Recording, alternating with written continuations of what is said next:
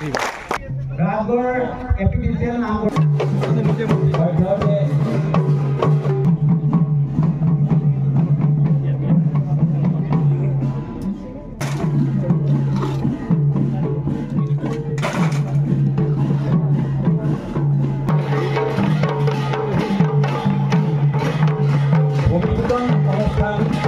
আজি ৰাজগড় উচ্চতৰ মাধ্যমিক বিদ্যালয়ৰ এটা নৱ গৃহ নিৰ্মাণৰ ভূমি পূজন আধাৰশিলা অনুষ্ঠিত হয়।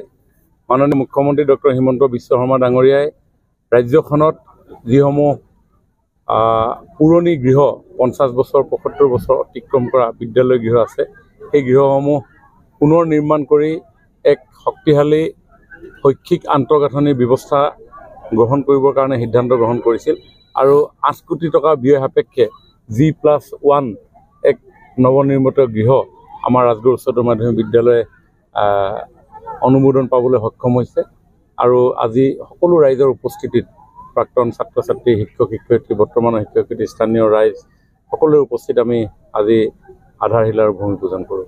আমাৰ সমষ্টিত 3খন উচ্চতৰ মাধ্যমিক বিদ্যালয়ৰ গৃহ নতুনকৈ নিৰ্মাণৰ আমি সিদ্ধান্ত গ্ৰহণ কৰিছিলোঁ। এখন ৰাজগড় উচ্চতৰ মাধ্যমিক বিদ্যালয়, এখন লেঙেৰী উচ্চতৰ মাধ্যমিক বিদ্যালয় আৰু এখন লেঙেৰী বামুণবাৰী টিংখং উচ্চতৰ মাধ্যমিক বিদ্যালয়। তিনিওখনে ইতিমধ্যে আমি প্ৰশাসনিক অনুমোদন পাবলৈ সক্ষম হৈছোঁ আৰু নিৰ্মাণ কাৰ্য সম্পূৰ্ণ হৈ উঠিব আৰু আজি বামুণবাৰী উচ্চ মাধ্যমিক বিদ্যালয়ৰো প্ৰায় কিমান টকা এইটো 2 কোটিমান টকাৰ আমি কিছু আন্তঃগাঁথনি নিৰ্মাণৰ কাম আজি আৰম্ভ কৰিম। আপুনি বিচৰা বাতৰি পাব কেৱল নিউজ 18 এপত। নিউজ 18 এপ ডাউনলোড কৰিবলৈ স্ক্যান কৰক এই QR কোড।